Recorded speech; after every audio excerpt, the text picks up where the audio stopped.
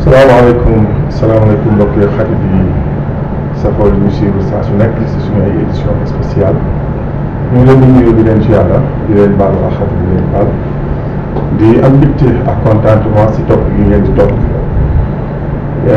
waaye tey mbokk yi dañuy ñëw si édition spéciale boo xamante ne nii dañ siy féngoo wax ay naataangoo njëkk loolu man mi di wax ak yéen seen mbokk seen xarit Djibril Diop Bawoo Yoff Média TV ñëw teewal leen fi waaye teewal fi et puis képp koo xamante ne nii rek yaa ngi safoo li nga xamante ne moom mooy Média Info TV comme ni leen ko waxee léegi mbokk yi ñu fekkoo si ak soxna Mariama bawoo fi nga xamante ne ni moom mooy Yoff TV dañu ko jox nuyoo moom tamit ak askan bi su ko defee ñu jox ki nga xamante ne moom mooy El Hadji Alpha John bon kenn laaj nag ndax dem na màgg wala waaw gars yi ñu nañ leen.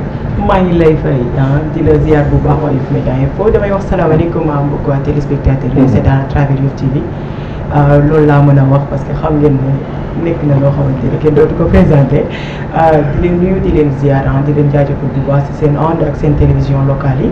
comme niñ koy defee mais avant tout d'abord dañuy daal di jël nuyoo bi ñu teg ko ci loxo xalif général muy Mouhamadou Makhtar Laye naa ko maam bu dundal loolu ñu doon ak njabootu ak lu béy ci kii yëpp.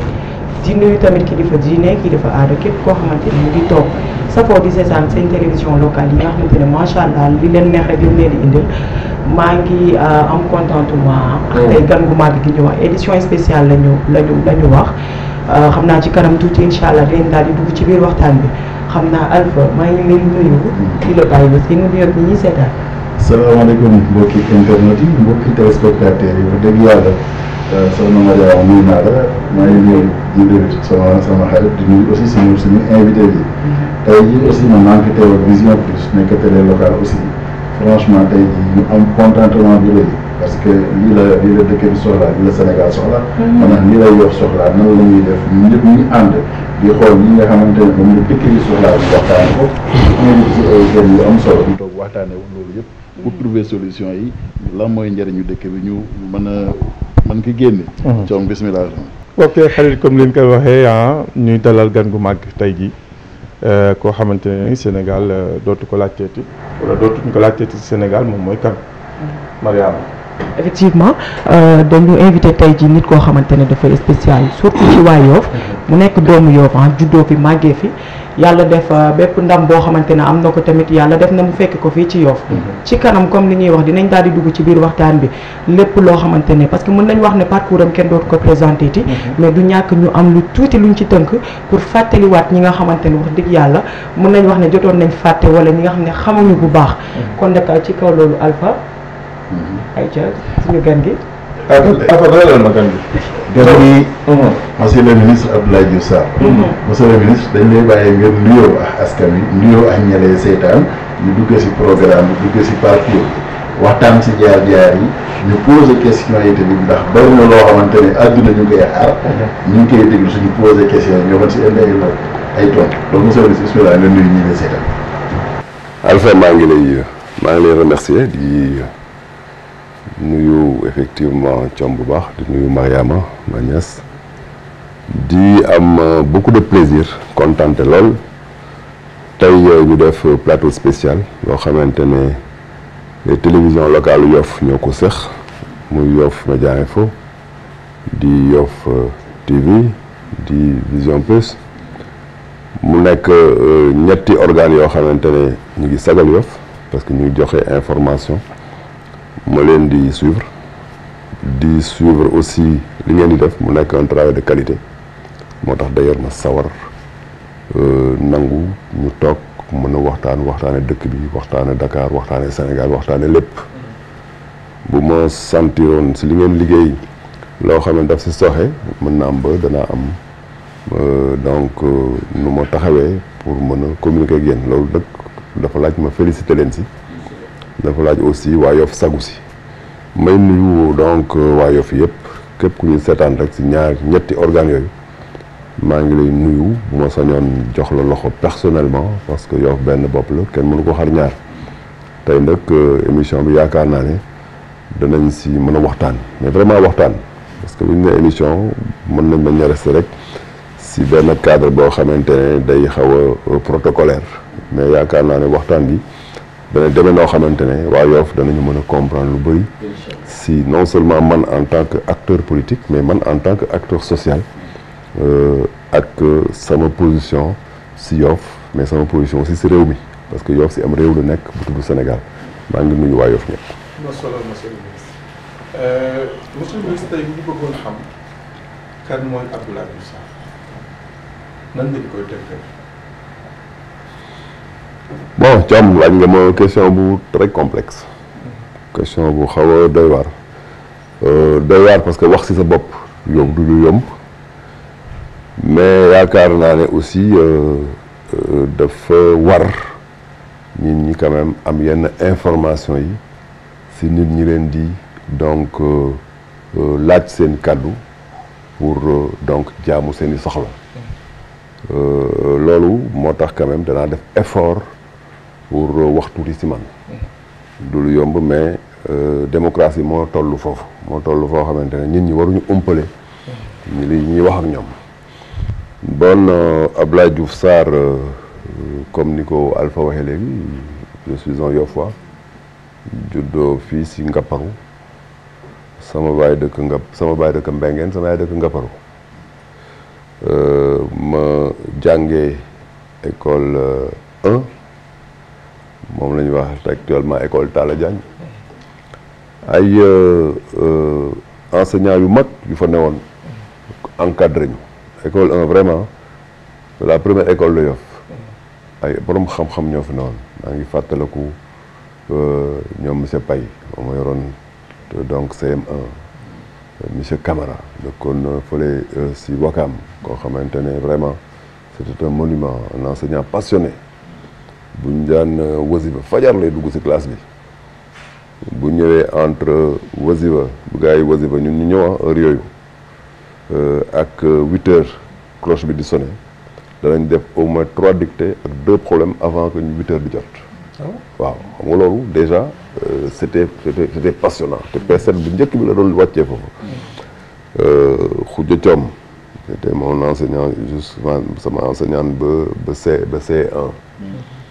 donc ay enseignants yu mag ñooñu yoroon foofu maa ngi fàttaliku monsieur Diouf ñeneen la yoroon ak monsieur Sarr Souleymane Sarr bu Dabax donc école 1 école bu mag loon foofu laa jàngee donc sama cycle secondaire sama baccalauréat série D maa ngi ko defee au lycée Blaise Diagne série D moo amoon temps yooyu mu mooy lu ñuy wax actuellement S2 ma def une série qu'on appelait les D pilotes parce que moment boobu le Sénégal di migrer bëgg a génne les séries D pour dem dans les séries S ñu installé une série D pilotes boo xamante ne on était 20 dans la classe notre programme de maths et de physique était proche des séries C mais notre programme de SN était proche des séries S ce qui fait que sur maths physique on était très bon sur SN aussi on était très bon c'est pourquoi c'était une classe spéciale.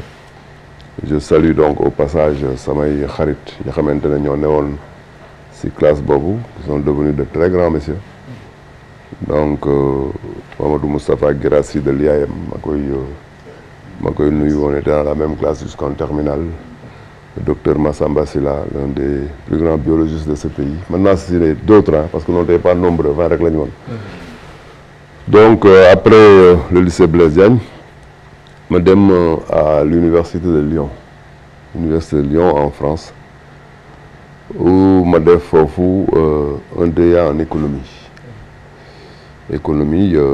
nekk effectivement ma passion avec maintenant une tendance économétrie et finance bi ma dellusee effectivement au Sénégal dama ñëwoon juste pour def des vacances mais j'ai eu un stage à la SNHLM.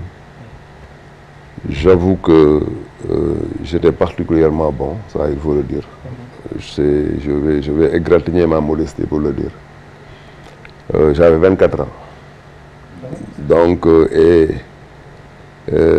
m'a pris en stage. Avant stage bi jeex chef de division bi ma doon defal stage am une disponibilité pour dem au CESAC.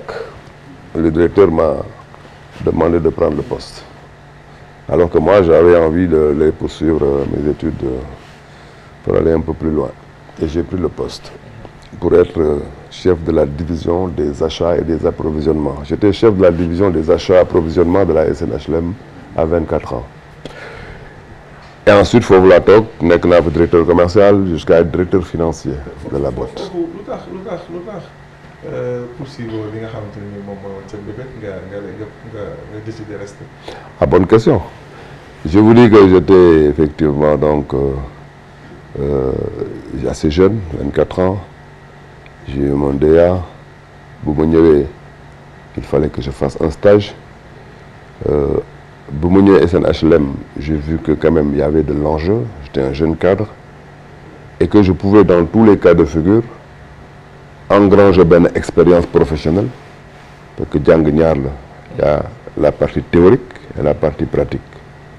Théoriquement, vraiment, j'étais assez loin, un peu avancé en éco, mais du point de vue pratique, à mon âge, une opportunité, à cet âge-là déjà, d'être cadre dans la plus grande société nationale d'habitation au Sénégal. Donc pour moi, l'enjeu était de taille. On a tout de suite engrangé effectivement une carrière professionnelle de très haut niveau et après poursuivre les études. La preuve d'ailleurs, bu ma nekkee SNHLM jusqu'à être directeur financier, un moment, je me suis arrêté pour faire le concours d'entrée à l'université Senghor d'Alexandrie, en Égypte. Mais avant ma yegg université Senghor d'Alexandrie, SNHLM, arrêté là pour 3 ans, yoo xamante ne j'ai voulu faire autre chose, parce que j'ai fait beaucoup de choses dans ma vie. Mamadou Diop m'avait demandé, Mamadou Diop, l'ancien maire de Dakar, demandé woon na ma ñëw pour lancer la maison des élus locaux, pour installer foofu lu ñuy wax la CAEL, la cellule d'appui aux élus locaux. Parce que bi ñu defee la décentralisation en 96, l'acte 2 de la décentralisation, il fallait que ñu am ay cadres, une dizaine, ñu accompagner les nouveaux élus de l'acte 2 à comprendre la décentralisation. Moi, j'étais le coordonnateur de la CAEL, la cellule d'appui aux élus locaux. J'ai fait 2 ans à la CAEL, je suis revenu à la SNHLM pour être directeur commercial. Ensuite, en un moment, la chambre de commerce de Dakar avec Mamadou Lamine Niang demandait moi aussi ma ñëw pour les accompagner. Là aussi, c'est dans le secteur privé. J'ai aussi demandé à mon directeur en son temps de me laisser pendant 2 ans aller installer j'allais dire le redressement de la chambre de commerce de Dakar. Pendant 2 ans, j'ai travaillé avec Mamadou Lamine Niang pour taxawal les bases de la chambre de commerce de Dakar. Maintenant, on est chambre de commerce de Dakar actuellement. Il faut nekk lu bari, donc jaar na sama loxo. Et quand je suis retourné maintenant à la SNHLM comme directeur financier, un jour, je me suis dit, ben, écoute, il faut que je poursuive les études pour aller un peu plus loin dans les métiers de la finance. Xam nga dafa am benn école, benn université bu mag boo xam ne francophonie ñoo ko moom. Pays francophone yëpp ñoo fay jànge. Muy université Léopold Sédar Senghor bi nekk Alexandrie. Concours moo fay dugg. Da ngay am au moins un bac plus 4, au moins. Ba pare am au moins 4 ans d'expérience. Ba pare def un concours. Pays bu nekk francophonie, pays bu nekk ñetti nit lañu fay jël. Donc j'ai fait ce concours et je suis sorti premier dans ce concours-là. Il y avait moi, il y avait Bakary Diop de la Sonatel, de la Sénélec pardon, et Ibrahima Mbaye de la Sonatel. On était 3 et je suis entré à l'université Léopold Sédar Senghor après ce concours pour faire un 3e cycle en ingénierie financière et en finance de marché. Ingénierie financière mooy matière boo xamante ne lépp lu jëm ci wàllu finance ñi xamante ne ñoom ñooy tëgg les techniques financières, c'est-à-dire lépp lu jëm ci finance d'entreprise, finance de marché, finance publique, parce que ça, voilà les domaines de la finance. Yow dara warul ci réer, même bu fekkente ne am na loo xamante ne amul solution, yow on t'a outillé nañ la pour nga wut solution bi, parce qu'un ingénieur c'est quelqu'un qui crée table rase. Donc foofu laa amee effectivement donc mon 3e cycle en ingénierie financière, finance de marché, finance d'entreprise. de la 4e promotion de l'université Senghor d'Alexandrie en 93, 94 et je suis major de la 4e promotion de l'université Léopold Sédar Senghor d'Alexandrie. mooy ña fa génn at moomu ba ñu defee concours bi ñoom ñëpp dëkk ci pays Afrique yëpp ak pays francophone yëpp man maa jël premier foofu loolu nag bon écoute neexul boo wax ko day xaw a kii boo dee surtout boo dëkkee Yoff des fois bon y a l'excès de modestie là mais puisque yéen a ma ko laaj bu ngeen demee université Senghor laajte donc 4e promotion ñu génn leen registre yi vous verrez que je suis classé premier et y a benn anecdote d'ailleurs sur ça maa ngi ñaanal yàlla professeur Souleymane Seck yàlla na ko yàlla yërëm c'était le recteur de l'université il est de Bargny un lébu de Bargny c'est un grand monsieur c'était le recteur de l'université Senghor d'Alexandrie le fait que je sois lébu moom mu nekk à la tête de cette institution de toute la francophonie gis ma bu ñu déclenché affaire yi ni may rawee gars yi il était tellement fier day xëy benn bay woo ma dans son bureau si moom laa jëkk sol cravate moom Souleymane Seck parce que en son temps bon j'étais tellement free là je faisais effectivement l'étudiant assez relax mais il m'adorait tellement parce que daf doon gis vraiment comment j'excellais dafa ma doon woy woowu bureau bu ma ñëwee bureau fekk na jël na këram cravate yi mu solatoon yëpp def ko si benn mbuus bu ma ñëwee bureau vraiment Diouf Sarr viens dans mon bureau bu ma ñëwee jox mbuus bi dama del takk cravate donc tu vois magu lébu yi dañoo baax quoi yàlla na ko yàlla yërëm il est décédé donc et après ma ñëwaat ma jógee Alexandrie ma dellu si à Dakar retourner à la SNHLM pour reprendre mon poste de directeur financier loolu c'est sur les études hein mais Abdoulaye Diouf Sarr sur le reste ah bonne question très très très bonne question bi ma ñëwee oui fekk naa gars yi joxe poste bi mais bi ma ñëwee dama fekk benn DG boo xamante ne mais il m'adorait pourtant xaw ma woon mais dès que je suis revenu bi ma bindee sama lettre pour réintégrer daf ne naa gaaw ñëw pour recevoir ma parce que daf ma bëgg gis il s'appelle Ibra Ndiaye ñu koy wax IB la par extraordinaire actuellement Yoff la dëkk d'ailleurs moo dëkk fii Alioune Thiaw dëkk bi booy passé Kër Ngala am na fi Alioune Thiaw dëkk moo dëkk à l'étage mook soxnam bu tudd kii Diagne at na donc IB il m'adorait bu mu ñëwee mu ne ma mais yow yaa Diouf Sarr mu ne waaw mu ne ma c'est pas possible toi tu étais l'absent le plus présent dans l'entreprise fu ma tourné ñu ne ma wax Diouf Sarr lu ma laaj ñu ne ma si Diouf Sarr était là mais toi là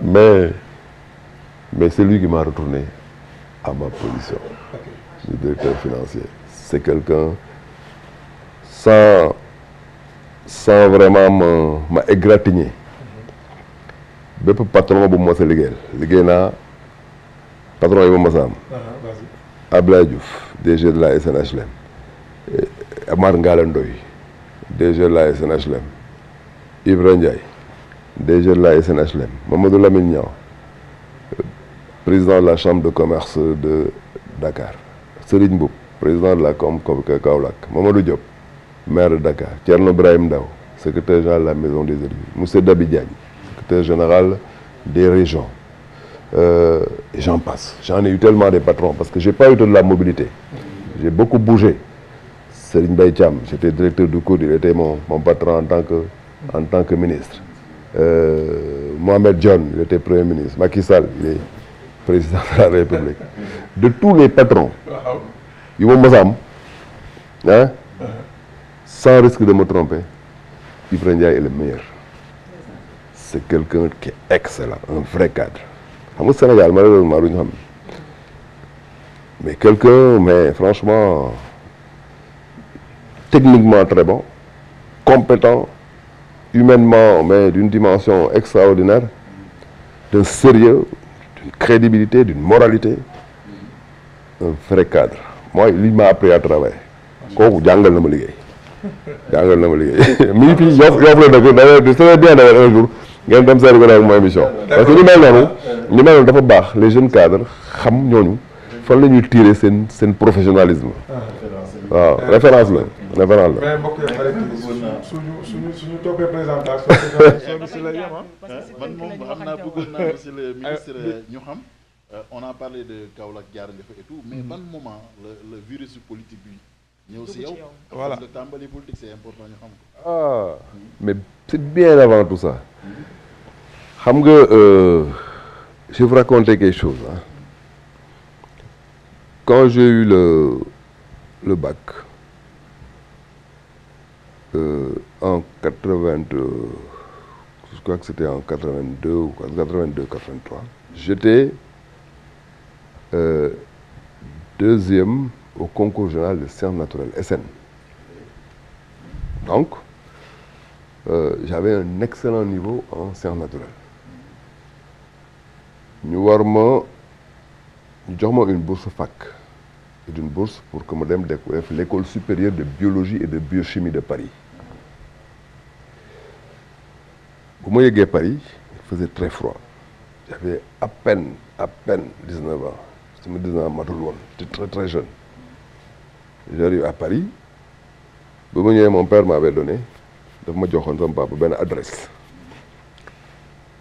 Ne ma boo demee nga jox lettre bi monsieur X. C'est émission yi jarul ngay wax turu jàmbur mu accueillir la mu ngi dëkkoon rue Faubourg Saint-Antoine adresse boobu ba léegi dafa nekk sama bopp ba mu ñëwee bon écoute j'ai vu le monsieur mu dalal ma këram ma dem ambassade mais malheureusement le Sénégal n'avait pas envoyé l'attestation bi ma war a jël au niveau de cette école ma toog fa 2, 3, 4 jours 5 jours une semaine.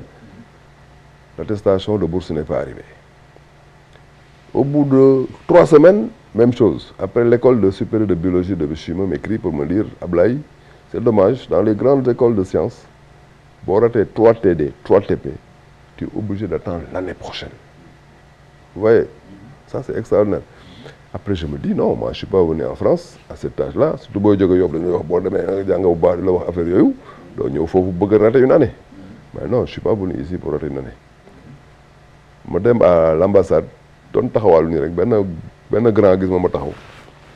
Je suis venu à Yoff. Ah si, Yoff laa dëkk. Je suis venu da nga niroog benn famille bu dëkk Yoff si leen, Yoff nga paru. doo rakku Mbay Si la. Ma ne ko Mbay Si la moom sama yaay ñoo bokk ndey ak baay pourtant ma deret day feeñ quoi. Mu ne ma c'est extraordinaire. Mais looy def fii? Je lui ai raconté mes péripéties. Je me dis, ah bon, viens dans mon bureau. Il s'appelle Sidi Niang.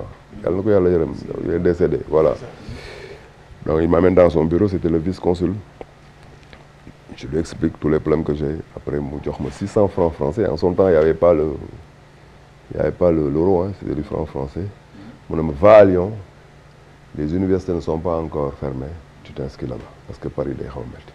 C'est ça qui m'a amené à Lyon et qui m'a amené en économie. Vous voyez? Donc, effectivement, en son temps, j'ai trouvé que la place lyonnaise était très, très politique. J'étais là, très jeune, venant de Yoff, etc. Mais j'ai trouvé qu'à Lyon, on parle d'une politique, dans les universités. J'étais dans la même chambre et j'ai fait Togna, presque 2 ans, 3 ans, Mac Jean-Marie François Biagui Boknek, qui est le patron du MFDC. Vous savez, on était dans la même chambre, c'est un ami. On a fait notre première année et notre 3e année.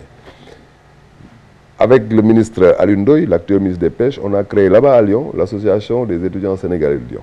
On était dans la même université.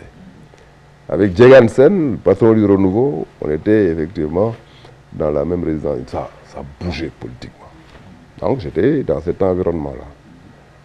Et Boumouyo Yoff, immédiatement, j'ai poursuivi mes activités politiques. Je créé un mouvement. En son temps, hein, de JFP, c'était en 95, Jonction des forces de progrès. Il appelait JFP Kadougi, Jonction des forces de progrès Kadougi. Et dans le mouvement, il y avait des gens, il y avait les Mamadou Anne, il y avait les Labandia et tous ces gens-là. Le mouvement, est-ce que ce n'était pas le premier mouvement politique de jeunes d'ailleurs? Et c'est par ce mouvement-là que j'étais coopté en 96 par Seydina Issa Ndiaye pour être dans son conseil municipal. Mais moi, j'étais conseiller municipal en 96. Première équipe, c'est-à-dire, voilà. Donc, le virus de la politique, ça me vient de très loin. Ça ne me vient pas d'ici. Et après, quand Moustapha Agnès a lancé son parti, l'appel de Moustapha Agnès, vous vous souvenez, j'étais là pour être parmi ceux qui ont créé la NCP, l'Alliance nationale des forces de progrès. Vous êtes membre fondateur? Ah oui, c'est moi qui ai... Ndiamé était adjoint au maire. Ndiamé Diop était adjoint au maire avec l'AFP. Ndiamé, c'est moi qui suis allé le prendre chez lui. Mais que boy, quand il est politique, viens dans l'AFP. C'est moi. Parce que récemment, moi j'ai suivi un politicien pour ne pas le nommer, moi le recevoir, wala moi le accueillir. Non, tu sais, il y a des choses qui ont intérêt. Mon niveau de me permettre de me ah, je préfère ne pas en parler. Je préfère ne pas en parler. Mais je sais que de toute façon, je suis Ndiamé Makoy Ki, on est Makodem Djelikaram, on est dans l'AFP. Je suis membre fondateur et j'étais coordonnateur de l'AFP à Yoff. Mais à un moment donné, le secteur privé du Sénégal nous a confirmé la chambre de commerce de Dakar. En tant que secteur privé, nous devons porter un projet politique parce que le secteur privé doit être quelque part apolitique, entre guillemets. Nous devons gérer tout le secteur privé du Sénégal, mais pareil, à un bord politique en son temps. J'étais obligé en un moment de prendre du recul et de demander à Ndiamé d'y aller. Donc Ndiamé est allé, nous nommé comme coordonnateur. Donc nous continuons le travail que j'avais commencé à faire.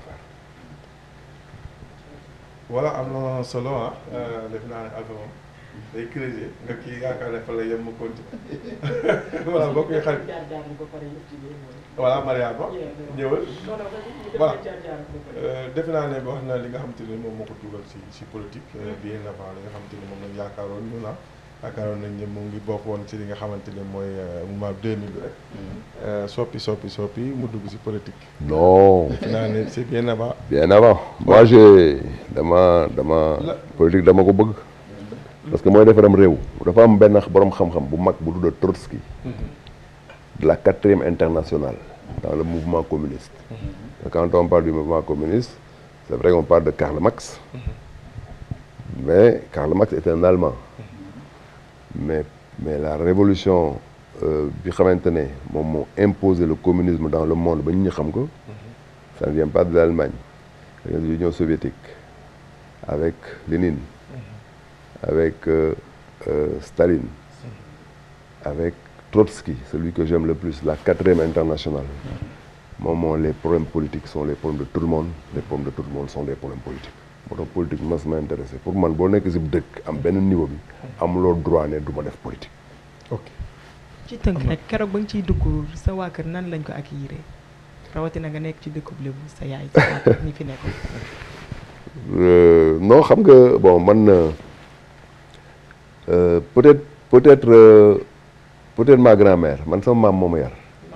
voilà sama maam moo ma yar donc sama maam moo ma yar et puis dama nekk gune goo xamante ne aussi bon gune gi Lebu laa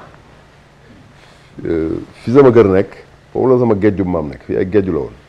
yaa bi mais dafa ñu doon géej dama doon yanu ay kii dem et cetera sama maam dafa doon jaay jën ma ko yanul ay pañe yi dem kër Baye Amar Diès rek muy glacé et cetera donc dama ko taxoon te là donc quelque part xam nga maam sa maam bu la yaree moom loo bëgg a def rek da la si encouragé c'est pas sama yaay moom bon defe naa sax est-ce que ñi mës a gis sama yaay si Yoff bëri na bëriwul donc ma maman c'est que une personne yarewul yooyu voilà mais sa maam moom lu mu daan def rek du daan acca Ablaye. monsieur le ministre ñu ñëw xam nañ loolu am na solo mais boo seetloo 2012 avril 2012. bu ñu sotee élection Macky Sall bi yëpp ñëw avril 2012 nga dem COUD. da nga nekkee directeur COUD mën nañu wax ne sax foofu la ñun ñi gën a commencé xam. en tout cas ñii la du suivre ñëpp daal kii COUD lañ ko commencé woon ràññee. ndax réalisation yi mën naa ko waxee noonu est-ce que mën nga ñu rappeler ce parcours COUD ni nga fa egsee lan nga fa def comme réalisation ak lan nga fa bàyyi. c'est vrai COUD nekk na peut-être lu ràññeeku ci sama parcours professionnel. Encore que man bu ma doon rédiger samay mémoire du ma considérer ne mooy sama réussite professionnelle mais ça peut-être xajul ci émission bi mais moo gën a ràññeeku parce que moom lañ exposé publiquement parce que gestion publique la. lan moo ma indi COUD déjà dañoo gagné les élections présidentielles en 2012 bu ñu gagné bu ngeen fàttale ko ajjuma bi président jëkk a génn julli ji juma Laayeen la ñëw julli juma si vous vous souvenez jour boobu c'était un vendredi maa ngi woon Kaolack maa ngi woon secrétaire général chambre de commerce Kaolack bu muy départ vers les coups de 11 heures parce que dafa war ñëw gis xalif bi julli fekk ko fi mu julli door dem donc bu muy départ vers les coups de 10h30 yooyu la ma son protocole woow parce que pour ñoom bon je suis le responsable du parti à Yoff bu ñu fiy ñëw il faut ñu yëgal ma ko boobu doonuñ dara on vient juste de gagner kenn nekkatul dara donc protocole am boobu ma Diouf Sarr président nee na day ñëw Yoff fa lay jullee ma leen mais man maa ngi Kaolack actuellement ah c'est dommage ce serait bien nag nga nekk fa ma ne bon écoute je vais essayer de venir temps yi maa doon dawal sama bopp ma jël sama oto Dakar Kaolack Dakar ma filé bi ma ñëwee ma fekk nam dugg nañ si biir salon xalif bi gendarme yu bëri y avait cordon yu garaaw yooyu xam nga nouveau président rek bu ñu door a fal man bon j'étais là may ñëw dugg ñu ne ma non doo fa jaar c'est tout à fait normal parce qu'on venait de prendre le pouvoir on ko xamuñ ma je suis en quelqu'un d'anonyme on me dit non mais on te connaît pas monsieur doo fi jaar bon ma ne ok man ma toog si gannaaw barrière yi foofu di xaar moom président bi ma waxee xalif bi bay génn il m'a vu derrière les barrières de l'autre côté il s'est arrêté il me dit Ablaye viens donc bu ma ñëwee on s'est parlé am na ñoo mais yow looy waxanteeg président ni moment boobu la may wax Ablaye la première décision que je vais prendre c'est de changer le directeur du COUD et je voudrais te le proposer donc il me l'a proposé à Laayeen juste en sortant de chez le khalife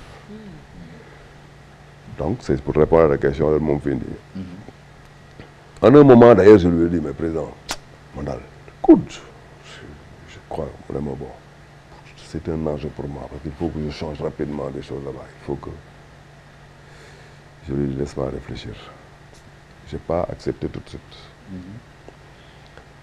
après bon y a un vieux bu ma gis may génn mu ne ma yow loolu wax président ma ne ko c'est un vieux nag dama ko wóolu quoi je vais taire son nom ma expliqué mu ne ma non un président de la République proposer dala ngay si am loo si wax non il faut accepter après j'ai appelé le président ne ko bon écoute je vais prendre le poste donc ma dem COUD j'avoue que quand je suis arrivé situation bu compliquée laa fa fekk compliqué mais booy gérer bu fekkee xam nga lan mooy gestion d'une entreprise parce que en réalité moi c'est ça que j'ai appris ku nekk li nga jàng li nga mën donc il y a rien de compliqué une entreprise c'est des ressources humaines c'est des finances c'est des moyens matériels c'est un système d'information et cetera boo xamee levier yi rek lu nekk da nga ko jaar fu mu war a jaar c'est un jeu d'enfant pour moi gérer entreprise c'est un jeu d'enfant comme ni xale yu njool benn oto kii ñu koy kii man loolu la donc ça n'a rien d'exceptionnel la transformation bu ma def au niveau du COUD mais ça n'a absolument rien d'exceptionnel pour quelqu'un qui maîtrise l'organisation et la gestion des entreprises mais def naa fa lu passionnant où les étudiants étaient devenus mes amis et je me suis dit quand je suis arrivé que je dois être dans un chantier de transformation maintenant j'ai déclenché tout le processus de transformation au COUD ba tey amul kenn ku fi mën a ñëw def moins que ça parce que c'est ça aussi le génie de la gestion boo fekkee mën nga gérer bu baax di nga teg lañ la dénk si raay yoo xamante ne ku fi ñëw boo continué wul machine bi daf lay broyer c'est ça le génie de la gestion bu fekkente ne da nga ñëw keneen ñëw def la bon rek ça veut dire ki ko précédé tegul un dispositif irréversible lu ñu am na lu ñuy wax des dispositifs irréversibles yoo xamante ne képp ku ñëw après tu es obligé de suivre la même logique sinon la machine va te broyer immédiatement donc c'est comme si pour dire que résultat kii bi ñëw directeur bi lay remplacer da nga koy xaaral yoon bi. non da ngay teg yoon bi da ngay teg train bi sur les rails mais des rails yoo xamante ne mënul dérailler de telle sorte que ku ñëw da ngay continuer rek dawal dem. effectivement mais tamit ku da nga fa def benn liggéey bu mucc ayib boo xamante ne te mën nañ wax ne marqué na ci sa carrière bépp ku ci mel ni Pape Alé Niang ñu xam ne borom xam-xam la daf la daal di féliciter li nga xamante ne moom mooy ci livre am est-ce que bilan bi nga xam ne def nga ko COUD satisfaire na la.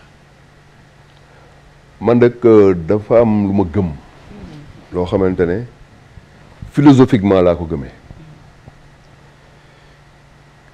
dama koy wax déjà mes enfants le disent souvent qui cherche la perfection n'arrête jamais parce que rien de ce qui est acquis n'est plus considéré man je ne autoglorification mënu ma ko c'est-à-dire bu ma defee mbir du ma ne ça me satisfait damay gëm avec humilité que ne nit ñi ne nañ baax na encore que lu baax totalement amul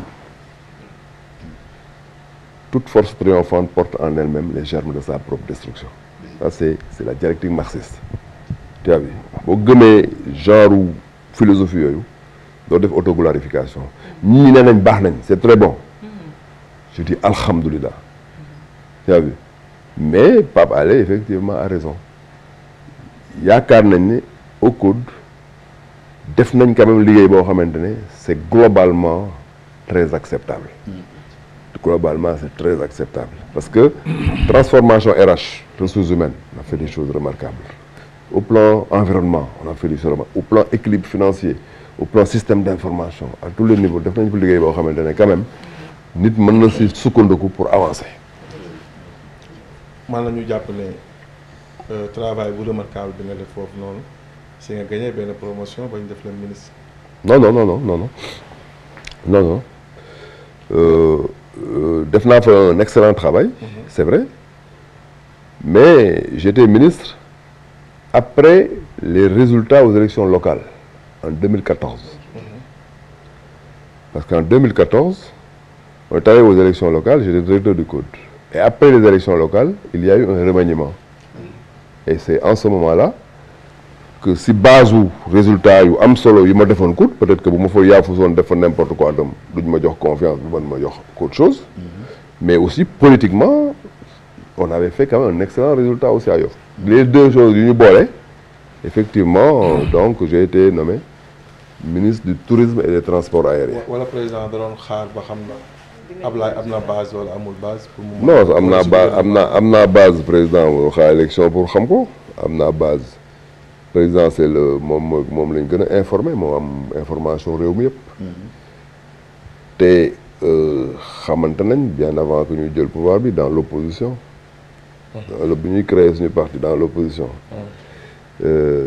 première sortie politique gu APR génn ci bureau yi génn ci néeg yi génn ci salle de réunion yi na léegi nañ génn ci biti wax ak commencé wax ak Sénégalais yi première sortie politique Yoff lañ ko defee man maa leen nañ dem Yoff d'abord waaw donc aw moon lu may prouver parce que moment boobu nit ñi génn ne ñëw leen sama dëkk ñu ma làngal leen ñu ko mënoon bëriwul man maa yoon ñëw leen Yoff ma làngal leen lan moo taxoon nga wóolu sa bopp mais parce que dama may mbokk jubóog ñoom dama may mbokk jubóog ñoom man fii kër Youssou Dieng bëgg limamu lay mais fi laa juddoo màgge fi football fi cadet football fi senior nekk fi président ASC mais nekk si Kambis yi nekk si tefes gi Petit Camp mais dama xam dëkk bi nekk samay mbokk jubóog ñoom moo tax may leen kaa leen dem Yoff ma làngal leen la première réunion publique Thierno Alassane Sall moo def réunion moo def conférence boobu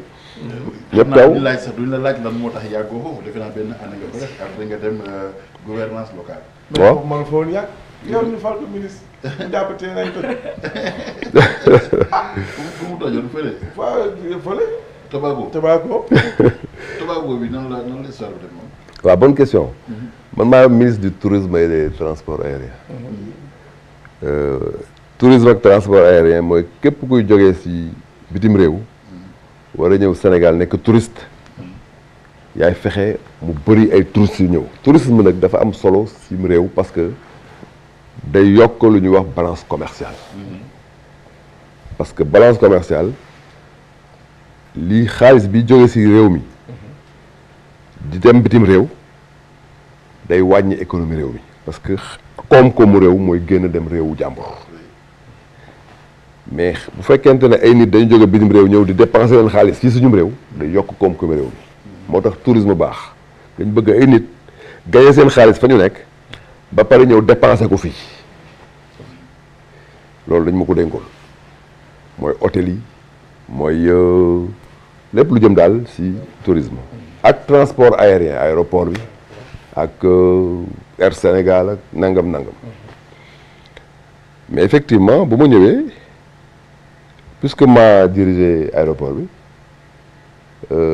ma seetlu ne ci côté aéroport bi am na fa loo xamante ne dafa dugg ci biir li ñuy wax VOR bi foo xamante ne dara war fa nekk parce que day gêner navigation aérienne bi d'ailleurs moment boobu am na ay compagnie yu mag bëgguma leen citer parce que émission yu mel nii yoo citer compagnie jàmbur am na compagnie yu mag a mag dañu bindoon Sénégal ne leen bu ñu corrigé wul lii ñun dootuñu ñëw aéroport bi parce que dootuñu am navigation bu baax loolu nag ma signalé ko ne lii baaxul mais man Abdoulaye Diouf Sarr mais foofu laa si yam xam nga du ma ministre du tourisme xam nga du ministre de l'intérieur xam nga du ma patron gendarme xam nga xaw ma fu ñu jëlee engin pour toj xam nga yow xam nga du ma patron gouverneur bi ah mais man sama ministère laa géré ba ñu tojee dëkk ñoom ne Abdoulaye Diouf Sarr la doonu ma si dara toju ma kër tojaalewu ma kër mais coow lu bëri mais boo nekkee responsable nag mais du lu ñu wax rek nga yëkki saw làmmiñ c'est dans un gouvernement mais toj boobu ñu ko toj contre ma ko de mais dama ne toju ma ko mais contre ma ko parce que li ñu wax ne bu amul ñu blacklisté aéroport bi loolu dañ ko war a corriger est-ce que li ñu topp yëpp si la bokk loolu c'est autre chose c'est-à-dire am na dossier bi man li ma si intéressé woon daal mooy li intéressé sama ministère bon nag pour répondre vraiment yooyu tooñ nañ ma tooñ bu betti mais bon am na yoo xamante ne xam nga man moom bu ngeen seetloo d'ailleurs du ma nit boo xamante ne damay nekk fi di tontu yenn yi sama maam yàlla na ko yàlla yërëm yaa am saw jën dama naa Ablaye kilifa day tënk xamlu dafa baax tënk xamlu ba sa cëppaandaw ja tout le monde sait hein ñu bëri ñëw xam nañ ne man loolu laa doon Tobago c'est pas bon association. après gouvernance locale après waaw après tourisme nag ma noté ne def nañ fa lu am solo les 10 mesures yu relancer tourisme Sénégal président Macky Sall man la ko santé woon ma def ko les 10 mesures yu relancer Sénégal yu relancer tourisme bi man la ko santé woon ma initié ko le crédit hôtelier la Casamance zone touristique spéciale la suppression du visa ak yeneen ça sama initiative la avec l'impulsion du président ñu liggéey si lancé ko actuellement les touristes sont en train de venir Air Sénégal gi mën naa leen si wax fan la jógee ak comment on a travaillé sur le dossier ba Sénégal Airlines ñu liquidé ko ba arrivé à Sénégal quand j'arrivais l'aéroport Blaise Diagne c'était un chantier boo xamante ne mais on a relancé le dossier accéléré le processus résilier contrat yu bëri avancé donc on a def nañ lu baax lu bëri au niveau du ministère du tourisme et des transports aériens mais président de la République nam ma jël le ministre Oumar Youm pour indi ko si booram teg ko directeur de cabinet il lui fallait quelqu'un pour prendre la gouvernance locale et mettre en œuvre l'acte 3 de la décentralisation. temps yooyu acte 3 dafa xawoon a diis xawoon a jaxasoo acte 3 puisque Omar devait aller aux côtés du président pour des raisons vraiment de truc. Le président a estimé que man la woo gis pour que mu teel ko la gouvernance locale et l'aménagement du territoire pour mettre en œuvre, faire en sorte que l'acte 3 de la décentralisation soit une réalité au Sénégal. loolu noonu je pense bien que beaucoup ont dit analystes yu bari ñu wax ne waa ji daal Macky Sall foo xam ne am na difficulté rek mu remplacer ko yóbbu la fa tourisme am na problème ñu yóbbu la fa nga yékkiwaat ñu bàyyi yóbbu la gouvernance locale nga nekk foofu ñu ne mu ngi def liggéey bu baax ñu jël la santé bi am problème ñu yóbbu la santé est-ce que yow analyse boobu ngay gis ne yow dañ lay utiliser pour fu am difficulté ñu jël la yóbbu la fa pour nga régler. non moi je gisuma loolu gisuma mbir yi du ma ko gisee noonu. parce que de toute façon bon parce que c'est difficile qu'on est là. dafa difficile moo tax ñu war fi nekk. lu difficile la ñu dénk qu'effectivement nit. bu lépp yomboon mais on n'a pas besoin de donc il faut que nit ñi xam ne difficile. est le chemin. bu difficile vraiment bon écoute moo tax challenge bi am.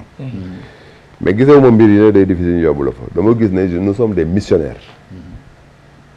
ñun ay missionnaires lañ bu mission taxawee il faut ñu xool kan lañ koy dénk yow si sa kër bu fa mission amee il faut nga xool koo koy dénk si sa biir entreprise bu mission amee il faut nga xool koo koy dénk même yow au plan personnel yow nit ki boo amee soxla il faut nga xam ko koy dénk boo koy dénk nag da nga koy dénk sur des critères di nga ko dénk ku compétent di nga ko dénk ko wóolu la compétence la confiance.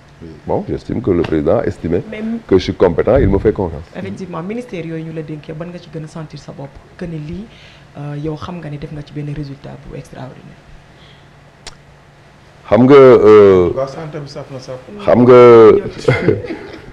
xam nga bu ñu ma ne foo gën a def résultat.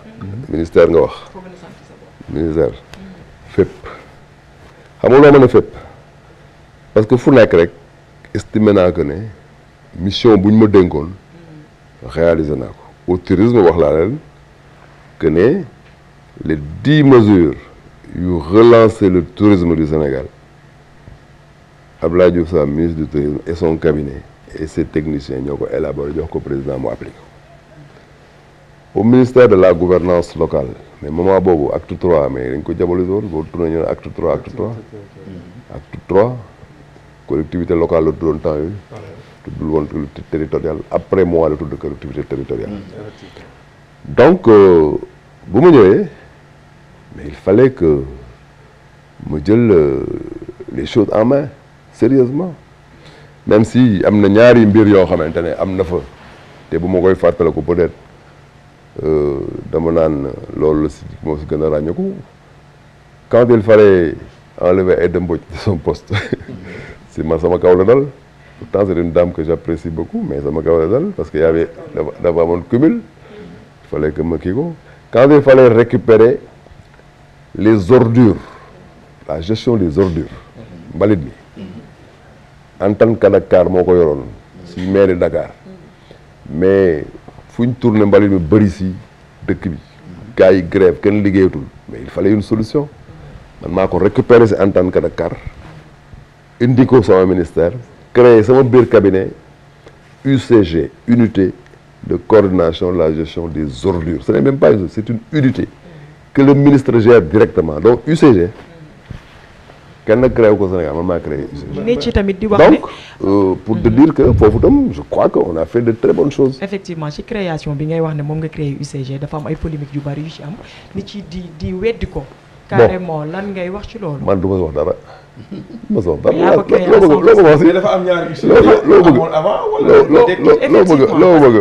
loo bëgg ma wax si. du ma si wax dara histoire bu nekk moo tax te xam nga. non xam nga xamul loo mën a du ma si wax. xam nga man maa yoon ministre bi. kon dégg maa jëlee non dégguma si dara man loolu moom man moom li may gis nii li may leen nii ay caaxaan du tax ma gëstu de. man bu ma dëgg ma leen bi dama koy dëgg man avec responsabilité ak courage. li wóor mooy bu may nekk ministère de la gouvernance locale gestion des ordures fii si Dakar Antan Kadakar moo ko géré woon Moussa Tine moo yoon patron bi Moussa Tine moo yoon patron ordures ménagères yi Antan Kadakar géré ko Khalifa Sall nekk président du conseil d'administration en tant que maire de Dakar il y avait les maires de Rufisque il y avait les etc. parce que c'était la communauté urbaine bu ma ñëwee affaire bi jaxasoo tous les jours mu am problème mu grève bari mi nekk si mbedd yi ñu ne il faut ñu trouver solution man maa woote sama salle de conférence ministère local Khalifa Sall ngi toog Omar Gueye ngi toog en tant que maire Sangalkam maire Rufisque mu ngi toog Aliou Sall maire Guédiawaye mu ngi toog maire Pikine Jimbo maire yëpp a ngi toog ma ne leen bu ñu trouvé wul solution lii mënul jëm kër il faut ñu arrêté ko bi affaire bi mënul dem nag la signé le président un décret pour supprimer l'entente Kadakar et le remplacer par l'UCG jël ay moyens bi ma créé UCG ñu supprimer entente Kadakar créé UCG Khalifa Sall convoqué naa ko réunion sama salle de conférence image yi mi ngi fi jour boobu la wax c'est la première fois qu'un ministre de la gouvernance locale me convoque fii si ministère bi ma ñëw je l'ai fait parce que j'ai beaucoup de considération pour le ministre qui est mon frère bés boobu et il a raison Khalifa on a des rapports qui ne datent pas d'aujourd'hui maa koy saluer au passage bon dëkk xam nga fi nekk naan maa créé maa créé ma ko man je donne juste une information wax leen ci yan conditions lañ ko créé après on a déroulé muy jël forme ba nekk vraiment une structure très respectable mu mel ni tamit mbirum cat daf lay yitteel lool ba nga xamante ni mën nañ wax ne li nga fi toog yëpp ci local yi boo waxee lan mooy bilan Abdoulaye Diouf Sarr fii ci Yoff dañuy wax ne ñii di balekat yi loolu bañ na sax ba macha allah bokkoon nga ci li tax Yoff gënoon set macha allah waaye tamit nit ñi dañ yaakaar ne boo jógee tamit poste maire da ngay arrêté li nga xamante ne moom mooy waa UCG ñu continuer di nekk ci dëkk bi loolu lan nga ci wax. j'ai pas compris la question. le fait que nit ñi di wax ne yow yaa créé UCG dañoo yaakaaroon ne. peut-être non créé moo ko pour man de. non il faut nit ñi aussi comprendre. fan laay waxee.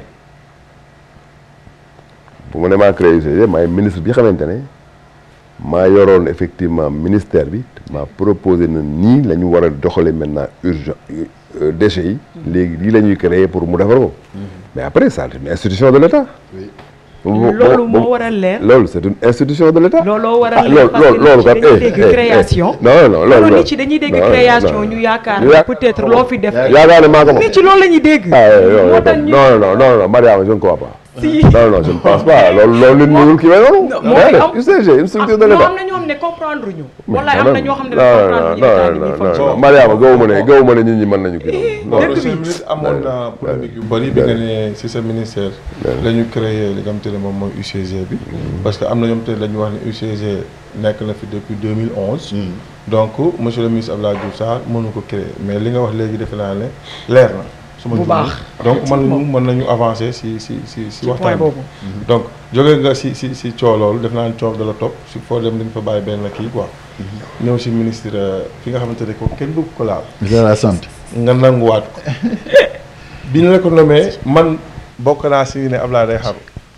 man waaw parce que loo xam ne nii bi ñu xamee ñun ci ministère yi ñu ko ràññee ci la bokk li nga xam coowam lu bëri nga ñëw àngu ko te instant boobu noonu ñu la doon xaar feneen foo xamante ne nii am na luñ cité woon na jël lii wala lii nga ñëw laal foofu man ministère de la santé waaw mais gisuma lu si compliqué xam nga bon may remercier quand même le président parce que xam nga jël nit wóolu ko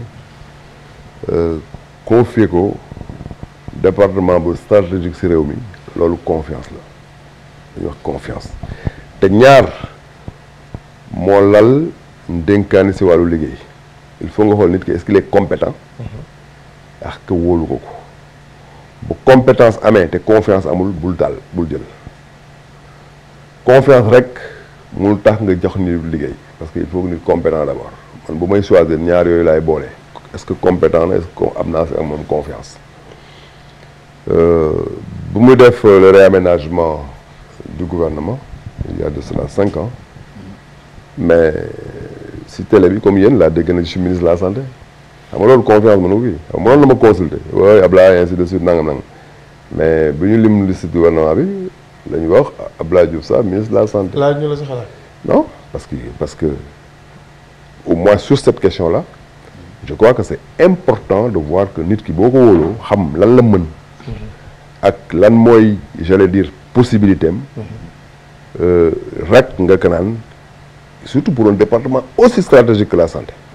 ban moment nga toog ci bi nga nekk ministre de la santé même ban moment nga toog ba mu yàgg nga am satisfaction sa bopp nga xam ne yaa ngi liggéey dinaa bi nga nekkee ministre de la santé nga kontaan. nga xam ne yaa ngi liggéey mais man Yoff laa dëkk. loolu da ngay fàtte loolu def naa man Yoff laa dëkk. c'est-à-dire je m'excuse de parler comme ça quoi Abba Yoff dara feesul bëtam. satisfaction bi may ñëw sur la question de la satisfaction. satisfaction am naa ko en tant que le plus jeune cadre de la SNHLM. de réaliser les plus grands projets de Parcelles Assainies et de logement. Une satisfaction damay am na benn grand bu dëkk Yoff tudd Arona Diallo. xam nga xam nga ko xaw ma. xam naa ko bu baax. l'un des meilleurs cadres de ce village. dëkk bii fii. xam naa ko ci ji ëpp turandoo si Yoff la bokk. waxuma loolu ma ne l'un des meilleurs cadres de Yoff. c'était mon secrétaire général à la SNHLM. mooy secrétaire général moo toppoon ci directeur général bi. ok xam nga nii xam nga Yoff dañuy dajante fii mais des fois il est bon ñu xam nit ñi dem leen sax ngeen def ak émission moom boobu am xam-xam ak yoon. ah d'accord donc satisfaction amoon naa ko foofu am satisfaction donc bul na rek ministère de la santé kan ministère de la santé dama fa dugg jusqu'à la fin damay am satisfaction tous les jours xam nga lu tax may am satisfaction. la satisfaction li ma koy indil man mooy ma am sentiment que ne li ma war a def naa ko ni ma ko war a defee loolu moo may jox satisfaction moo tax puisque tous les jours bu ma xëyee damay jéem a def li ma war a def ak ni ma ko war a defee. mais professionnellement tous les jours je suis satisfait.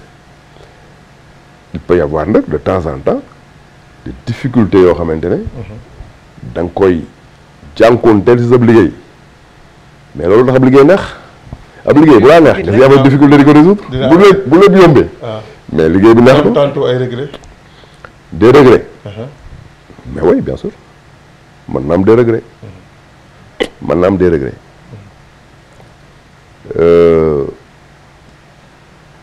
anecdote pour anecdote. li may gën a regretter à chaque fois ma jàll quelque part y compris au ministère de la santé. mooy bu ma sanctionné nit ba dem ñibbi sama kër. ma sanctionné nit ba dem sama kër tëdd.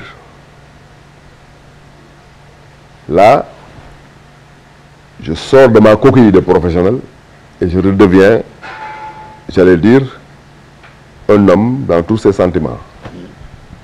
Mais quand je suis bu ma nekkee sama rigueur professionnelle ma sentir ne kii dañ ko war a dindi fu mu nekk. mais je l'enlève. Il peut y arriver que de temps en temps me poser un acte de sanction mais le soir ma xaw a am insomnie parce que nit ku nekk da nga am xol. effectivement da nga am xol. mën naa am aussi des regrets yoo xamante ne bon écoute tu te dis bon ça je l'ai fait deme na ni peut-être si c'était à refaire mais laa koy defee. xamul ndax. parce que en gestion da ngay def de l'évaluation permanente. chaque fois acte boo posé rek dans la minute qui suit. da nga koy évaluer pour xool est-ce que effectivement ça a été bien fait ou non. et tu corriges. c'est le fait de corriger c'est loolu mooy def la dynamique qui effectivement fait évoluer les choses. effectivement donc bon ça peut faire mal mais on ne regrette jamais parce que de toute façon on est là pour toujours parfaire les choses. buñ la doon wax nga noté bon mënoon ci sa bopp sax mais est-ce que jàpp nga ne jëlee nga ci santé bi niveau 1 yóbbu ko 2 wala 3. surtout li ma pensé sérieusement ça c'est sans démagogie dama gëm ne 3 ministres de la santé ñooy def 5 ans. ñooy def 5 ans effectivement. Je pense sérieusement que Abdoulaye Diouf Sarr man je suis le meilleur ministre de la santé de l'histoire du pays je le pense te li ma wax say données laa ko teg c'est une chose voilà le meilleur man dama lay ko tubaab le laa la wax waxuma le laa la wax le article défini. Ouais. Et je sais pourquoi je dis parce que j'ai été effectivement au pilotage du système de santé sur tous les domaines. J'ai fait bouger les choses, j'ai fait bouger les lignes de manière extraordinaire. Vous savez pourquoi? Parce que dama comprendre dès le début que laaj yi ma dugg si salle opérale pour opérer laaj yi ma dugg si laboratoire yi pour defar analyse médicale. dañ me demander ma gérer un système de santé gérer un système. Je sais pas si tu as lu Crozier dans l'acteur et le système. Donc on me demande de gérer un système on me demande pas d'aller soigner. C'est ce qui confondent soigner ak gérer ñoo naan ministre de la santé médecin moo koy non les médecins sont là pour soigner. Le gestionnaire est là pour gérer on me demande de gérer un système de santé. Système de santé boobu dama ko téye du début à la fin avec une maîtrise parfaite. est-ce que de période Covid bi nga xamante ne moom nga jànkonteel mu nekk lu difficile loo xam ne ñun ñëpp ñu ngi la ciy féliciter est-ce que de loolu moo tax nga am. non pas du tout pas du tout métti woon aussi 2 ans. pas du tout la Covid c'était une parenthèse. mais bu fàttaliku c'est pendant la Covid bi nit ñi foog ne bi Sénégal yi foog ne même si Covid bi laa sëgg boobu maa ngi traité la réalisation et la mise en œuvre de 4 hôpitaux en même temps moment boobu exactement à ce moment-là. pourtant moment boobu ñi may gis léegi foog nga ne Covid bi laa sëgg. mais pendant ce temps maa ngi doon say chantier. bien sûr sinon bon hôpital dina jël. ñu inauguré ko. non. effectivement. gis nga le génie du gestionnaire. le génie du gestionnaire. c'est savoir faire plusieurs choses en même temps. loolu ku nekk war nga ko mën. booy buñ la dénkee gestion. bu dee pays bu dee ministère bu dee entreprise et cetera. waroo travail da ngay séquencier da ngay def lii bu paree ma def lii bu paree ma def lii doo def dara bon. parce que da ngay defandoo beaucoup de choses en même temps. am nga fa ay distinction vraiment yu Rwanda bi ci en 2020. 2021 defe naa le meilleur manager de la santé corridor am nga ko en 2020. waaw mais yooyu la ñu médiatiser. mais ma jógee COUD. le département d'État les Américains. ont décerné un prix exceptionnel au directeur de COUD qui a transformé le campus. fekk ne moment boobu si mois boobu la dem nekk ministre du tourisme ki ma fa remplacé Omar Am moo dem États-Unis jëli ko. mais man nag du ma nit buy nekk si télé bi naan. yi ko ñu médiatiser en tout cas si département santé. y avait autre chose am na fa ay événements yoo xamante ne arrivé na fa comme ndaw si gaañu woon foofu ndax dafa doon am doom ñu ne système de santé bi dafa am ay défaillances comme ni ñu koy waxee ñu dem ba ak bébé yi nga xam ne dañu juddoo woon à Tivaouane. je pense que loolu sax moo indi sa nga quitté si gouvernement bi nan nga dundee période boobu nga xamante ne biñ nekk hôpital Tivaouane mu ngi tàgg ñu ne 11 bébé de perdre nañ fi seen vie fekk yow yaa ngi nekk bitim réew nga ñëw defe naa foofu nga jaare sax ñàkkaare poste bi nga yoroon. nan nga dundee période boobu noonu. ak lan nga yëg. waaw maa ngi vraiment di xalaat bu baax a baax tout tànk yooyu di massawu seeni wéjur di wax ne kenn ñaanul yàlla nekk situation may gis ay xale yu ndaw noonu ñu ne si condition yi la ñu demee bon en tant que humain en tant que wéjur parce que dama may doom maa ngi xalaat wéjur yooyu bu baax a baax a baax bu ma leen ma massawu ba pare ñaanal xale yi ma wax ne effectivement responsabilité dafa am solo maa ngi woon Genève di def l'Assemblée mondiale de la santé ama chaque at dañu daje ministre de santé yi nekk si réew mi yëpp pour waxtaane effectivement santé si réew mi ñu war a falaat directeur général OMS ma war a bokk ñu ko appuyer parce que dama góoboon dañu doon di liggéey bu baax moom liggéey bu am solo Sénégal doon def au niveau international foofu laa yëgee effectivement que ne am na lu xew Tivaouane et que vraiment donc am na ay xale yu fa faatu immédiatement j'ai écourté mon voyage j'ai dit à l'OMS maa ngi retourner Sénégal parce que dafa am sama secteur la nekk pour man une maîtrise informer naturellement le président de la République ñu waxtaan si après ma jël avion bi ñëw oui comme ni ko Sénégal yëpp yëgee si xol noonu laa ko yëgee si xol parce que lu metti la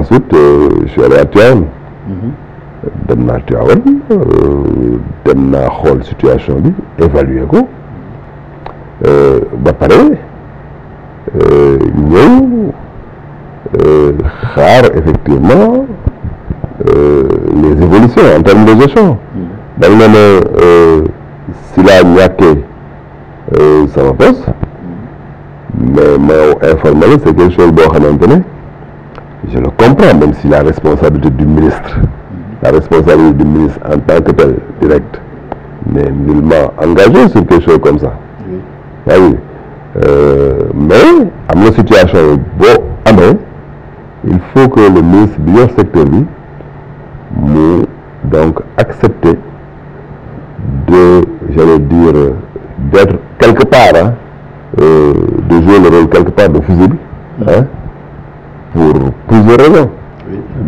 donc c'est avec responsabilité laa gérer cette situation d'ailleurs si vous voyez dans ma page Facebook dès 8 heures j'ai envoyé un post pour dire que bon écoute les gars ça veut rien quelque part quoi donc pour vous dire que bon vraiment c'est pas important man dama gëm benn mbir mooy que boo nekkee en cadre supérieur nekk si dëkk bi nga liggéey quelle que soit la situation da nga war a am sérénité quelle que soit la situation da nga war a am responsabilité donc dans ce dossier là Sénégal yi li ñu ma doon xaare mooy ma responsabilité ma am si sérénité mais si vous voulez je ne me sens vraiment pas responsable sur ça pas du tout alors mais c'est une décision qui pouvait apaiser les choses bon on l'a pris et je l'accepte avec responsabilité. c'est comme un match de football boo xamante ne bu équipe bi échoué ñu daax entraîneur bi donc c'était compréhensible. man lu ma ko waxee noonu waaw lu ma ko waxee noonu yow yaa ko comprendre noonu mais man dama ko comprendre que ne c'est des choses qui arrivent. ñu ngi wax tam ci wéyu béykat yi même bu dul woon loolu sax yow da nga pare woon tam pour démissionner. dañuy wax non moi j'ai pas démissionné pourquoi je démissionnerais. non noonu nga naroon fa. non ñuy wax loolu boo xamuñ ma. ñu wax loolu non jamais. bi ñu wax loolu xamuñ ma. pourquoi démissionner. pourquoi mais moi bu ma démissionné woon je serais déloyal. parce que boo daa ma terminé. bu ma démissionné woon je serais déloyal vis-à-vis du président. je peux pas démissionner. quand on est boo nekkee ak nit ngeen di liggéey mais premier élément bi am solo c'est la loyauté il faut être loyal jusqu'au bout je me vois mal bu ma démissionné lan laa wax Sénégalais yi fan laa koy wér. li taxoon ñu jàpp loolu mooy bi njëkkoon am ñaar yi njëkkoon am beneen Louga dañu commencé woon doon gis ñu réclamer la tête de Abdoulaye Sow dans les réseaux sociaux. mais c'est les adversaires politiques qui ont réclamé la tête à chaque fois. À chaque fois, ce sont des adversaires politiques qui ont réclamé la tête. Mais c'est normal, politiquement, ça se comprend. Mais ça n'a rien de fond. Les gens du système de santé, M. quand je suis parti, mais c'est la première fois où des syndicats du secteur mais ont estimé que ce n'était pas approprié. dëgg la mais njorte woon nga ne boo fi jógee tam Xemes mooy ñëw remplacer la wala amoo ci benn. bon loolu moom bëgguma fi wax quoi. parce que yow la ak ki topp ci yow. waaw mais dina ku nekk daal am nga loo xamante ne bu yëg parce que xam nga bëgg ñu wax. parce que dafa concerner la gestion en cours. donc par courtoisie et par élégance. xam naa bëgg parce que ñu ngi déglu waxtaan bi des. ñu ngi déglu élection te vraiment bëri nañ parce que Ablaye mu ngi commencé def campagne macha allah dugg si dëkk bi lu ñu gëjoon gis. mais ba tey ñu ngi koy classé si ne amul bilan wala deful bilan bi nga xamante ne nii durant nekk na fi nekk maire Yoff gis ñu benn bilan boo xam ne def na ko ba pare mu ngi campagne pour waa Yoff voter ko élection législative. monsieur le ministre lan ngay doon si loolu. bien. loolu damay bàyyi nga toll sa bopp yow mi posé question bi. man maa laaj. mais oui xam nga am na question yoo xamante ne laaj ko peut-être que c'est tontu ko. c'est peut-être bëri wax rek mais yow nii ma posé question bi ak Sénégalais yi ak Yoff waay yi ñuy xool man bu ma demee di proximité waaye Yoff ñoo wax sama bilan di ma ko limal donc toogaat fii naan lii laa def Yoff fi ñuy waxee nii.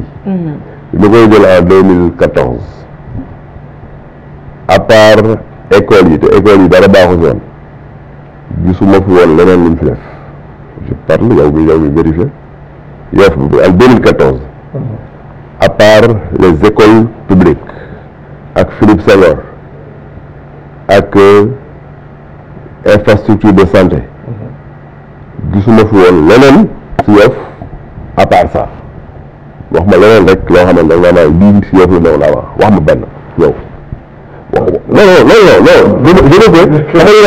lu tax ma bëgg nga répondre parce que Yoff waaye ñuy seetaan dañu war a comprendre wax ma rek ne ma lii fii la newoon avant y avait que les écoles Yoff étaient vierges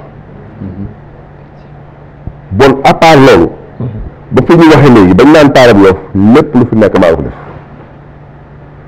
mais lan lu compétent. non donc dama ci laaj yomb dafa yomb de. non li tax ñuy laaj. non ma jox la xamante ni ñu ngi si booru géej. doo tontu sax daa war rek ñu ngi si booru géej gi nii. waaw.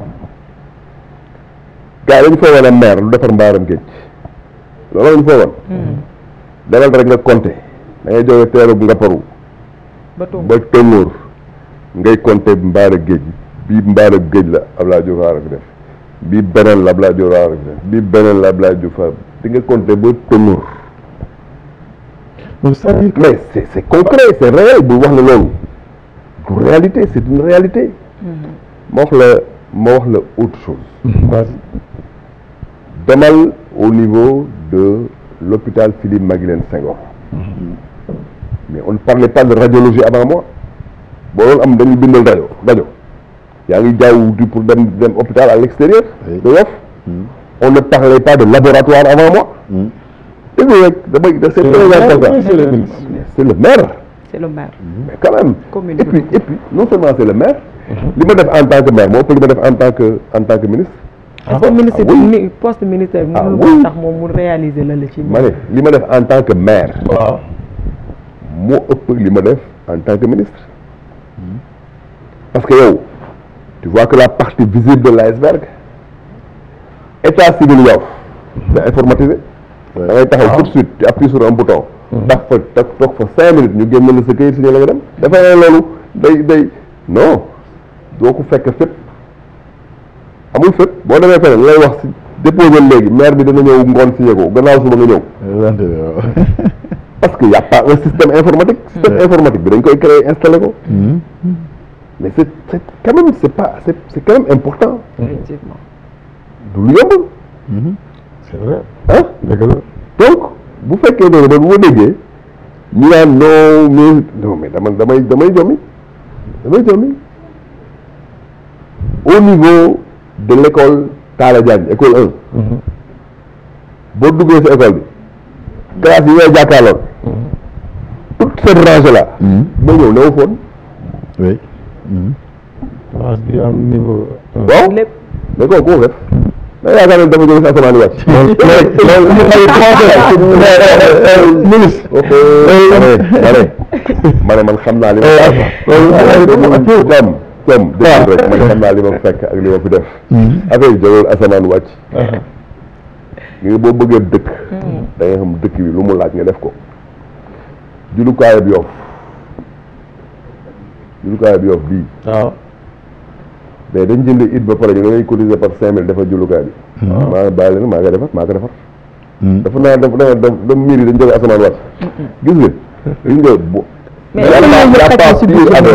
y a pas pire avec celui qui veut pas voir gis nga mbir yi bu leeree boo bëggul gis da nga naan doo gis mais est-ce que yooyu noonu nga réalisé même bu fekkoonte ne woon ne état moo ko réalisé même bu fekkee état moo ko réalisé mais l'état bu ko dagg xam naa ne ba rek ma war li ma dama wal fayda même bu ko état réalisé mais tu crois que état dafa xëy rek jubal saaf na damay réalisé am na ku dem ne état réalisé stade Yoff mais man maa dem ne état réalisé stade 2 milliards 100 mu réalisé ko quai de pêche yu Yoff newul woon si liste quai de pêche yi au début man maa dem Macky Sall quai de pêche yu Yoff dafa war a am mu réalisé ko place Ndiou kan moo xam ne arab mu ngi foofu bañ ne war a defar place Ndiou ci Yoff dafa nga ne xataa day xëy rek ne maa ngi dem def place Ndiou man maa dem defar place Ndiou ak leneen auto pont bi mais projet bi ab tali rek la waroon jaar nekk si kaw man maa dem ne leen Yoff dañ soxla benn place bu ngeen def foofu place Mamadou Diop la tudd defoon naa ko fii mais bu ngeen ko nar a dindi da ngeen fi def beneen ak leneen mais xam nga ku sa wëjjo di sërëm doo set monsieur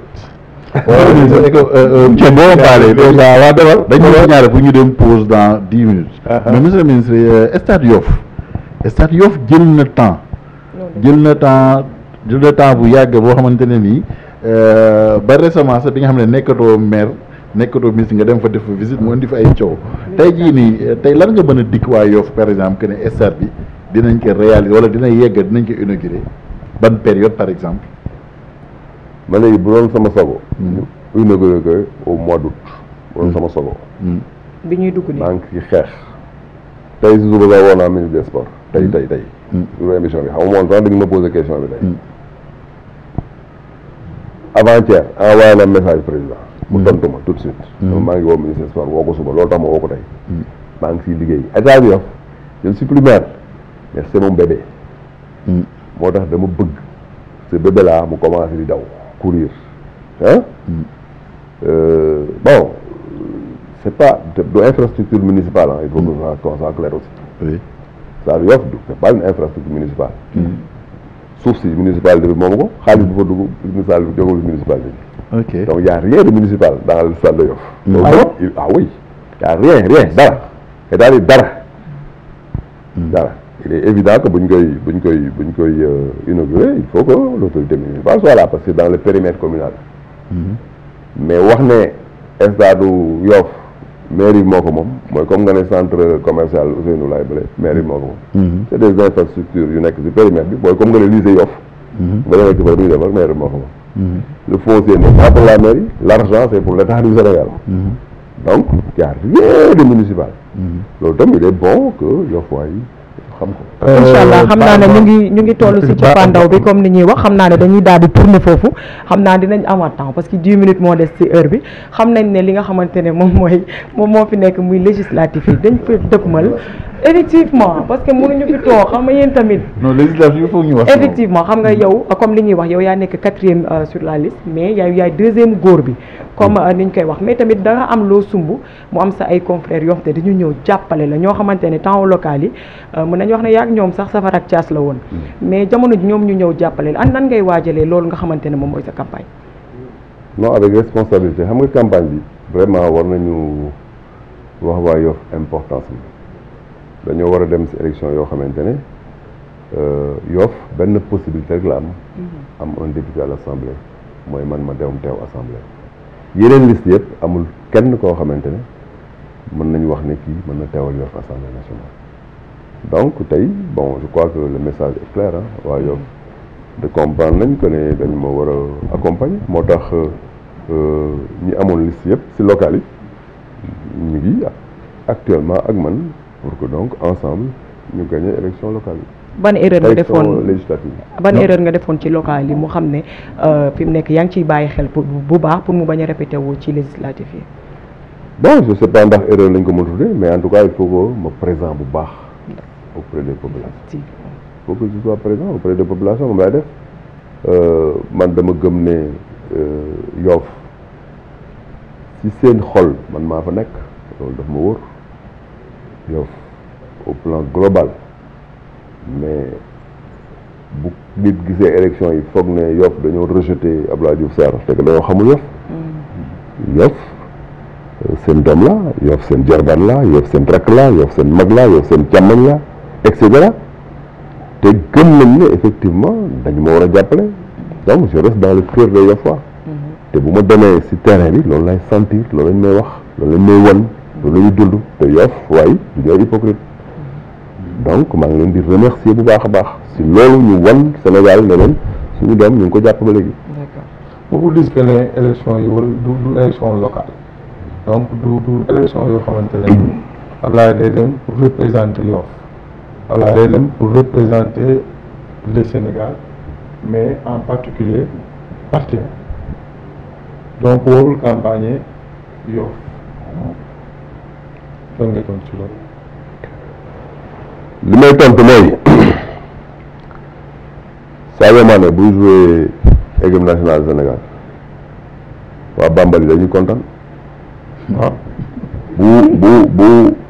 bu marqué bi mais waa Bambali dañuy kontaan sagu Bambali la ak lu mu nekk Sénégal lu mu nekk Liverpool Bayern mais cosaan lu Bambali la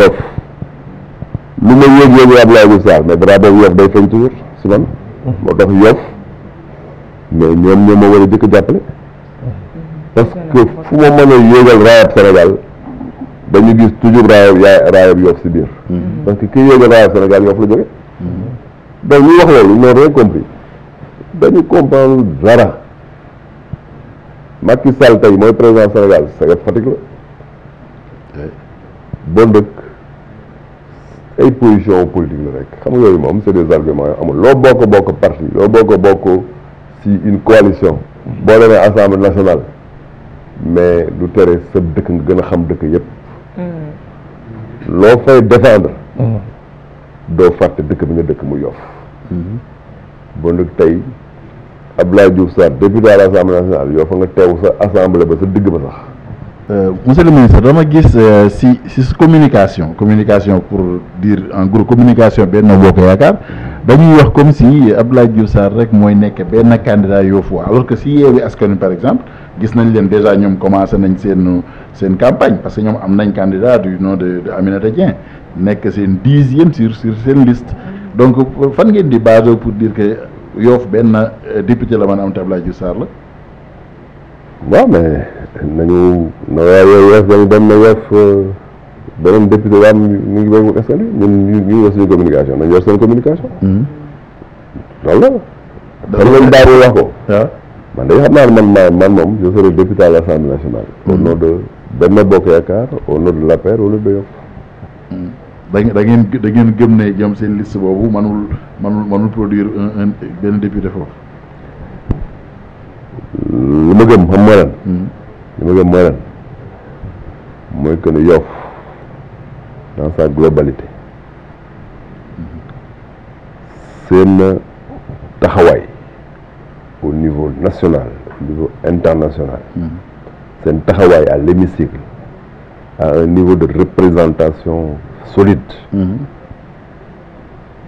mooy ñu voté la liste Benno Bokk Yaakaar bu ñu votelee la liste Yewwi c'est Babacar Mbengue maire de Hann qui sera élu et Seydina Issa Samb son suppléant pour que Seydina Issa Samb remplace Babacar Mbengue il faut que Babacar Mbengue décédé wala mu démissionne. Effectivement. boobu laa yem. Dernière question mooy soxna si wax na ko élection locale yi ñi nga janooloon comme nañ koy waxee El Hadj Birame Ngingue y avait Moustapha Tall y avait Mamadou Gueye y avait Mame Ousmane Samb nan la jonction bi demee ba en une semaine ñu gis yéen ñoom ñëpp ñu ñëw bootu sa ginnaaw pour ànd ak yow. non dañu comprendre ne Yoff moo aye ma leen siy remercier dañu comprendre ne Yoff moo aye xam nga boo amee niveau de responsabilité li ngay xeex da nga koy xeex pour sa dëkk bu sa dëkk aye nga bàyyi lépp ñëw jàppale sa dëkk ñoom ñëpp dañ comprendre cette fois Yoff moo aye donc ñoom ñëpp dañu war a booloo pour que intérieur xam nga intérieur bu taxawee mu ku nekk da ngay fàtte sa bopp maa ngi leen di féliciter vraiment bi ñu fàtte seen bopp ñëw pour jàpp si intérieur. merci beaucoup. voilà bon Mariama bu fekkente ne amuloo question. non man xam nga dama koy amaat semaine bi di ñëw incha allah. amuloo question. man kay su ma doon am question dama ne ko monsieur le ministre lan mooy sa dernier message rek. pour waaw voilà donc lan ngay tàggatoo. kaddu mujj gi mooy vraiment ma leen di remercier bu baax bu ngeen seetloo élection yi ñaari mbir def naa ko mooy jël sama tànk dugg ci kër yi benn par benn jël sama tànk di dem ci mbaaru géej bi benn par benn jël sama tànk dem fi Yoff-Waay di nekk ci kër yi ci entreprise yi ci atelier yi wax ak ñoom dama koy continuer ba élection yi ñëw mais aussi yéen li may wax ak yéen nii ci élection yi élection mosu ko am ba ma defe nii parce que dama bëgg des fois comprendre bu baax a baax enjeu yi parce que bu ma ko deful li ñuy wax manipulation intox mooy dugg ci xelu nit ñi te élection yi passé y avait beaucoup de manipulation d'intox lu bëri ñu ma ko yàqal ci ay sos loo xamante ne jëluma sama jot def comme ni may def nii pour expliquer Yoff-Waay yi la vraie réalité